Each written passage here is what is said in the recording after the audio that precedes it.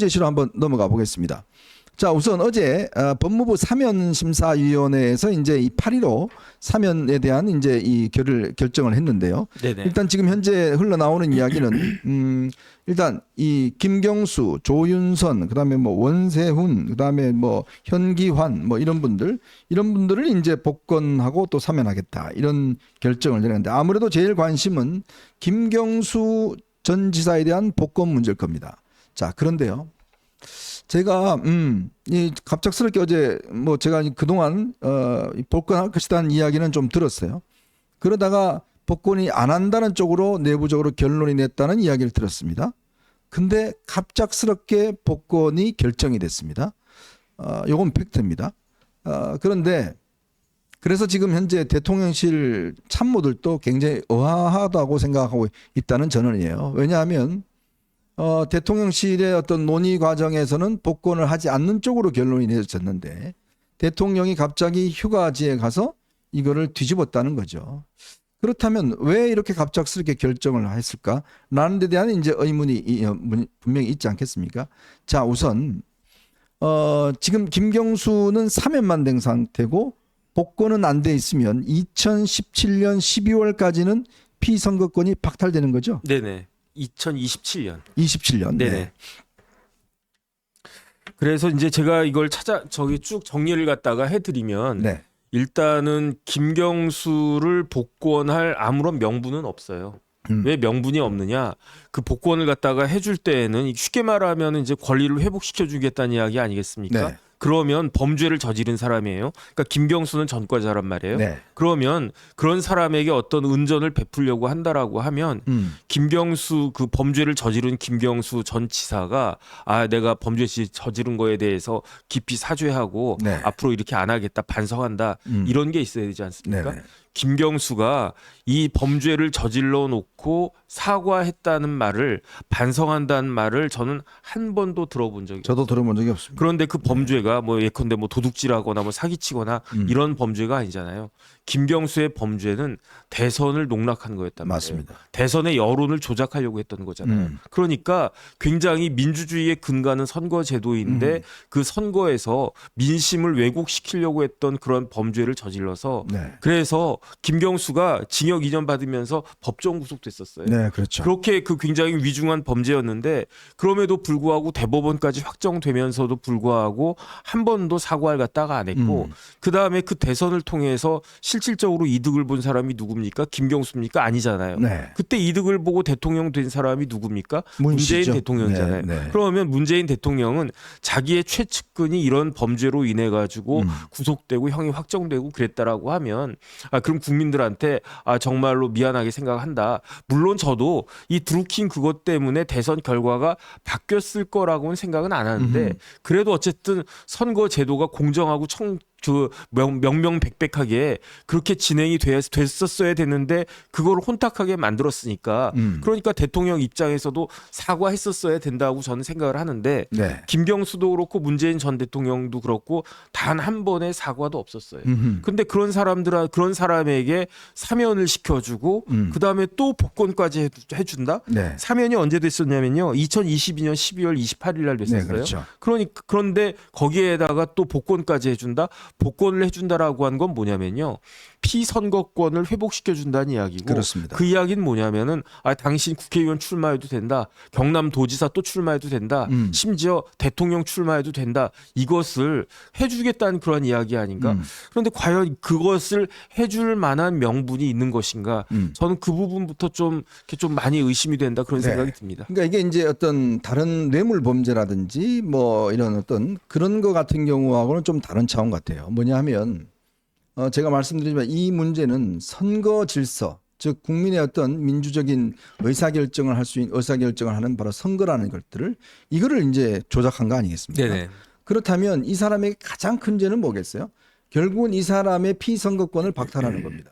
그렇게 해서 왜냐 본인이 선거에 어떤 조작에 영향을 미쳤다 그러면 그 죄는 그렇다면 이 사람이 선거에 다시 출마할 수 없게 만드는 게 가장 중요한 어떤 벌이겠죠. 네네. 근데 지금 이 지난 대선 때 이런 일이 있었고 그다음에 경남지사를 했고 이거 이제 이 구속됐지 않습니까?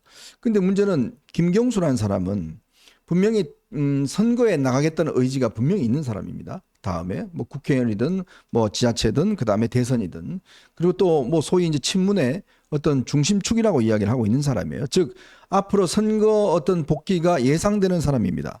자, 그런 사람에게 그런 기회를 준다? 그러면 생각해 보십시오. 정말 이 소위 이런 선거 범죄는요, 저는 국사범이라고 봅니다. 정말 네네. 국가의 질서를 해친 사람 아니에요? 그런 사람을 이렇게 죄를 지어주기는 장기간 사실은 이 피선거를 박탈해야지만이 앞으로 이런 범죄가 안 일어날 거 아니겠습니까? 그런데 우리 윤석열 대통령이 왜 집권했습니까?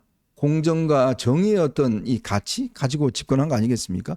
그리고 그동안 사면할 때도 정치인은 가급적 배제를 했습니다. 네네. 그 이유도 바로 그런 거거든요. 네네. 근데 이번에 이 김경수에 대한 복권은 결국은 다음 선거 출마하라는 이야기예요. 굉장히 정치적인 저는 복권이라고 봅니다. 네네. 근데 과연 그러면 김경수가 지금 이 죄를 지른 지가 얼마 되지 않았는데 또 이렇게 예를 들어 선거를 출마시키게 한다 그러면 저는 이게 하나의 어떤 그 앞으로의 전범이 될 것 같아요. 네네. 자, 이렇게 선거 질서를 해쳤는데 얼마 안 있으면 또 선거 나갈 수 있어. 네네. 라고 한다면 이 선거에 대한 가치가 어떻게 되는 거죠? 아니 그 다음에 이러다가 보면요, 지금 저 김경수가 만약에 아직 복권 안 됐습니다. 네. 이게 정확하게는 법무부의 그 위원회에서 사면을 건의한 거고요. 대통령이 거기에 대해서 사면을 직접 해줄지 안 해줄지는 대통령이 이제 결재를 하셔야 되니까. 네. 그런데 만약에 김경수가 이렇게 딱 복권되잖아요. 지금 조마조마하면서 가슴이 두근두근 두근반 세군반 할 사람이 있어요. 너 누구죠? 조국. 아. 왜냐하면 조국이 대법원 판결 나올 거 아니겠습니까? 네, 나오죠. 우리들은 다 어떻게 생각하냐면은 법정 구속될 것이다. 법정 구속될 수밖에 없어요. 그렇게 그렇죠. 될 건데, 야, 그러면은 윤석열 대통령님이 정말로 은전을 많이 베풀어 주시는 대통령이네. 김경수한테 사면도 해주고 이제 복권까지 해줬네. 그 나는 그러면 나는 그러면 빨리 대법원에서 확정되면 네. 그럼 뭐 한 달 정도 깜빵이 있으면은 나도 연말에는 그 사면 복권 해주지 않을까?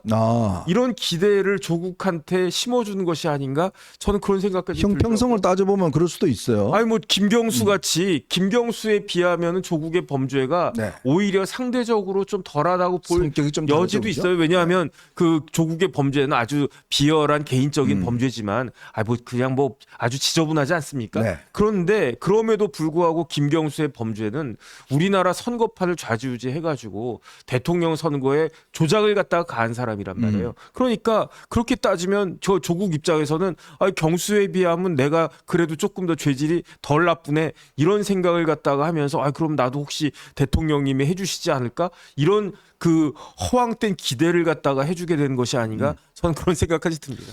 자, 근데 이제 이 문제가요. 물론 뭐 법적으로 보면 우리가 이야기했던 네네. 그런 정당성이 없다는 거죠. 또 정치적으로 보면 아마 그런 의도 같아요. 뭐 다 읽히지 않습니까? 결국 이제 이재명 전 대표의 어떤 대항마를 만들어서 야권을 분열시키겠다. 그죠?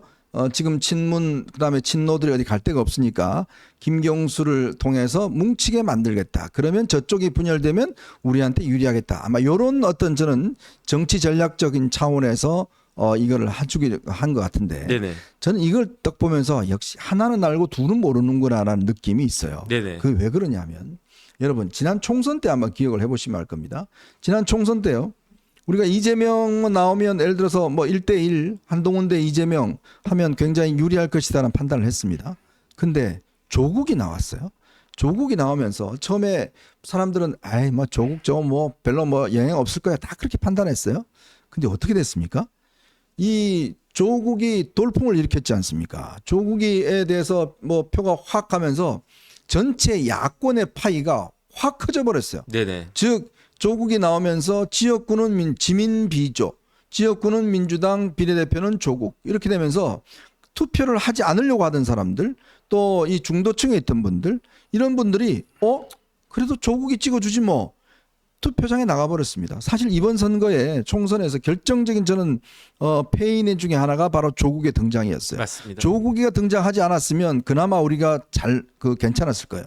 근데 저는 지금도 똑같은 지금 우리가 실수를 하고 있다. 이 단견이다. 지금 뭐 소위 뭐 고모 씨라든지 이런 분들은 뭐 해줘야 된다라고 이야기를 하는데요. 저는 그렇게 봅니다. 하나는 알고 둘은 모른다. 왜냐? 이렇게 되면요. 야권 전체 파이가 커져 버립니다. 네네. 즉 그동안 이재명에 대해서 반발하고 이재명에 대해서 뭐 아유 안 보겠다 찍지 않겠다고 했던 이 주로 친노 친문 계열의 어떤 지지층들 이 사람들이 우리의 경수가 나타났어? 그럼 경수 지지해 줘야지라고 하면 그 전체의 야권 파이가 어마어마하게 커져 버려요. 네네. 반면에 우리 여권 파이는 작아져 버립니다. 네. 근데 그게 누구한테 유리하겠어요? 네. 그래서 저는 사실 이번 총선에 있어서 큰 모멘텀이 두 개 있었다고 생각을 네. 해요. 첫 번째는 유창훈. 유창훈이 이재명 구속영장 기각하는 바람에 그러면서 이제 판도가 확 바뀌었고, 두 번째는 뭐냐? 조국의 항소심 판결이에요. 네. 징역 2년 때리면서 왜 법정 구속을 안 합니까?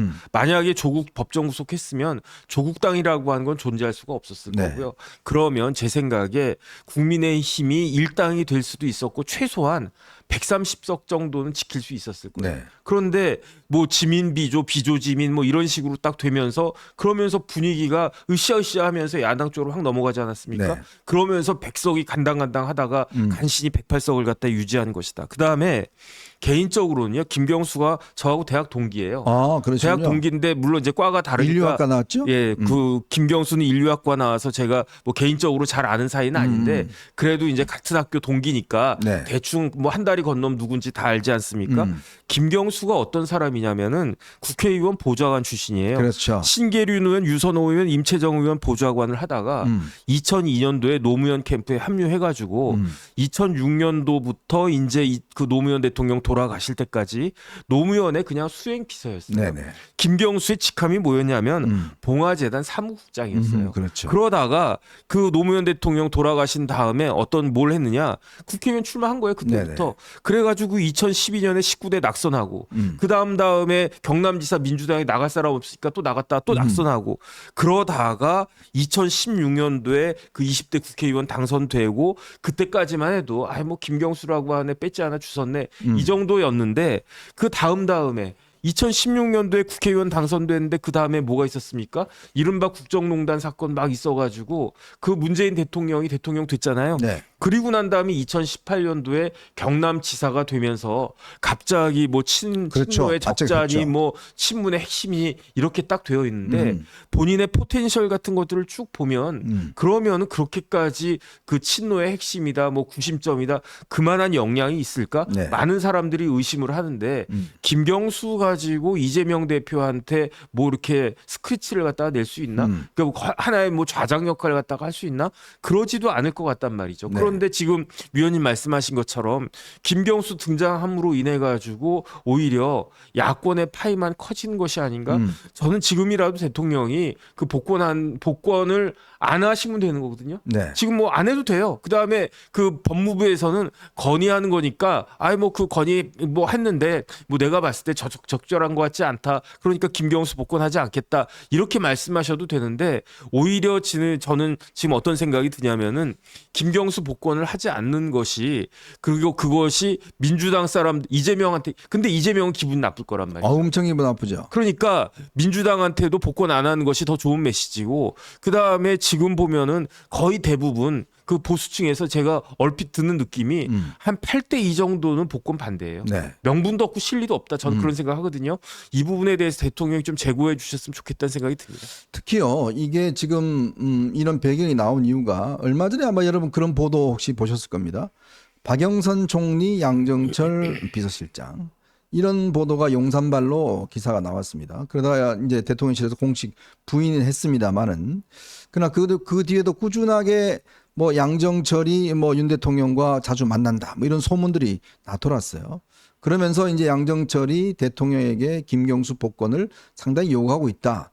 그리고 이 이야기가 김경수만 복권시키면 이재명을 갈라치게 할 수 있다라는 그런 이야기를 했다는 것인데 제가 아까 말씀드렸잖아요. 이거는 굉장히 고도의 정치적 전략입니다. 근데 이거는 그렇게 쉽게 이게 그냥 단면적으로 볼 수 있는 문제가 아니에요. 우리가 이 조국이가 출마했을 때 그거를 상당히 어떤 미스했듯이 마찬가지로 이 친문이 뭉치면 결론적으로 보면요. 그렇게 파이가 커지면 결국은 이 야권은 나중에 그냥 야권으로 갑니다. 누구든지 단일화될 수 있어요. 만약 이재명이 불출마를 만약에 출마를 못 하게 되면 네네. 그 세력이 그냥 합쳐질 수가 있는 거예요. 근데 왜 굳이 그걸 살려줄 필요가 왜 있느냐 우리가. 그리고 왜 이 시점에 그럴 필요가 있느냐라는 부분에 대한 이제 의문을 제기를 하는 것이고. 네네. 그리고 그 의도 자체가 굉장히 아마 이 친문 쪽에 어떤 여러 가지 이야기들이 있었지 않느냐. 저는 보수 분들 일각에서 이건 저 균형적에 저쪽도 해주면 이쪽도 해주고 이제 우리가 해줘야 되는 거 아니냐라고 그렇게 나이브하게 생각하는 분이 계신데 이 문제는 그렇게 간단한 문제가 아닙니다. 그리고 이 문제에 대해서는 원칙에 관한 문제고요. 즉 대통령이 가지고 있는 이 어떤 원칙이 저는 훼손됐다라는 측면과 함께 이렇게 했을 경우에 결국 야권의 파이만 커질 수 있다라는 문제. 그리고 이 복권에 대한 어떤 그동안에 제가 취재한 쭉 물밑의 과정을 보면 결국 이 양정철, 박영선 이런 어떤 흐름 속에서 이것도 이루어지고 있다라는 측면들. 그리고 결국은요. 저는 그렇게 봅니다. 이게 나중에 우리가 대선 때 가면 우리 국민의힘이 이제 확장을 할 거 아니에요. 중도 보수까지 확장할 거 아닙니까? 하면 그 중에 일부는 우리가 함께 할 수 있는 사람으로 엮어내올 수 있어요. 쭉 엮어내와서 대선에서 이길 수 있습니다. 근데 문제는 저렇게 김경수가 나와버리면 이 친문들은 뭉치게 될 수밖에 없어요. 여기를 흐트러뜨려야 되는데 문제는 뭉쳐버리면 우리의 파이는 작아지고 저쪽 파이는 더 똘똘 뭉친 큰 걸로 된단 말입니다. 네네.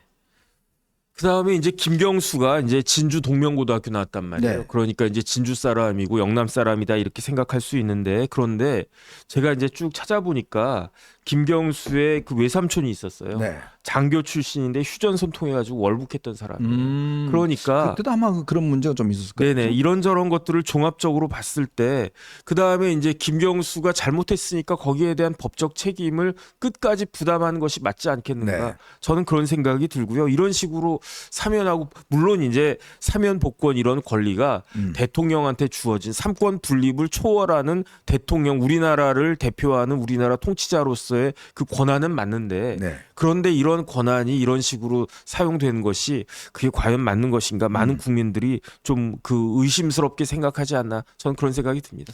그러니까 이게 지금 결국은 어떤 면에서 보면 야권도 별로 반기지 않습니다. 야권의 주류가. 이재명 쪽도 굉장히 아마 별로 좋아하지 않을 것 같고 한동훈 대표도 제가 추측해 보면 그렇게 썩 좋아하지는 않을 것 같아요. 네네. 왜냐하면 한동훈 대표가 예전부터 법무부 장관 시절부터 김경수의 사면 복권에는 굉장히 반대했던 것으로 알고 있습니다. 네네. 특히 선거를 이렇게 한 사범에 대해서 쉽게 이렇게 사면 복권하는 건 아니다. 네. 다른 부패 범죄나 이런 거는 어떤 면에서 화합 차원에서 이렇게 한다고 하지만 이 선거 사범은요, 여러분 굉장히 중요한 그 문제입니다. 즉 국민의 선택권을 왜곡시키는 거잖아요. 그렇기 때문에 이거는 반드시 우리가 있을 수 없도록 만들어야 다음 선거. 여러분 생각해 부정선거 예를 들어서 지금 많은 분들께서 이야기하고 계신데 부정선거를 만약에 저지른 범죄라 그러면 그거 쉽게 봐주면 되겠습니까? 다음에 또 하면 어떨까요? 안 되는 거거든요. 다음에 선거에서 만약에 그런 식으로 또 한다고 그러면 그냥 몇 년 지나면 그냥 해줄게. 그리고 또 아까 우리 정밀원 이야기했지만 조국 같은 경우도 그러면 나는 왜 안 해줘? 라고 이야기한다면 형평성 차원에서 충분히 할 수 있는 거. 아니 예를 들어서 조국이 사면시켜주면 저쪽도 분열시킬 수 있다. 이재명하고 싸울 수 있다. 그런 논리로 따지면 조국이도 사면해줘야죠. 아니 그래서 우리가 경험이 있습니다. 어떤 경험이 있냐면 김대엽이 얼마나 거짓말로 네. 선거판을 흔들었습니까? 저는 그걸로 인해 가지고 선거 결과가 뒤바뀌었을 수도 있다고 생각을 해요. 네. 그때 이제 그 굉장히 나쁜 짓을 했는데 나쁜 범죄를 저질렀는데 범죄로 걸만한 게 없어가지고 그래가지고 건 범죄가 뭐냐? 그게 명예훼손죄거든요. 네. 서른 의원이 명예훼손죄로 형사 처벌받았어요. 그렇죠. 그 다음에 이제 피선거권 박탈되고 그랬는데 노무현 대통령이 사면 복권 해줬단 말이에요. 그런데 그때 그런 식으로 어영부영 넘어가니까 어떤 일 벌어졌습니까? 지난번에 김만배 신앙림 그 사건이 그렇죠. 저는 김대엽 서른 사건하고 굉장히 맞습니다. 유사하다는 생각이 네. 들어요. 이러면 내 이런 거 해가지고 얻을 수 있는 거는 어마어마하게 많은데 대통령까지 될 수 있는데 그런데 받는 처벌은 뭐다? 꼴랑 징역 2년이다. 거기에다 금방 사면되고 복권된다. 나 또 국회의원 될 수 있고 심지어 내가 대선 후보도 될 수 있다.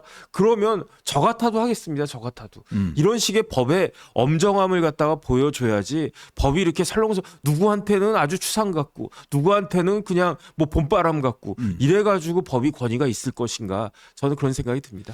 시간이 좀 얼마 있습니다. 뭐 대통령이 결정하기까지는. 자, 그래서 물론 이게 뭐 사면위원회가 결정하기 전에 아마 뭐 다 공감대가 있었을 겁니다. 그렇기 때문에 거의 뭐 확정적이라고 저는 보여지는데 그렇지만 이거는 제가 거듭 말씀드렸지만 제가 사실은 이 대통령이 이 복권하겠다는 뜻이 있다는 걸 알고 제가 한 달 전부터 절대 복권 안 된다는 이야기를 거듭 몇 번 말씀을 드렸지 않습니까? 그 이유가 바로 이제 이런 이유입니다. 이런 이유고 이거를 뭐 해야 된다라고 이 꼬드기는 사람의 어떤 의도를 정확히 파악을 해야 된다. 그리고 이런 범죄에 대해서는 하더라도 지금은 아니다. 저는 그런 말씀을 누차 드렸었는데, 글쎄요, 이제 뭐 시간이 얼마 있습니다만은 아마 뭐 별로 바뀌실 것 같지는 않지만 그래도 한번 이런 주장, 저희들 같은 주장에 한 번 더 좀 이 귀를 기울이시면 좋지 않을까. 그리고 우리 많은 분들께서 우리 지지층 분들께서도 이 문제에 대한 문제의식을 많이 갖고 계시다는 말씀을 드리겠습니다.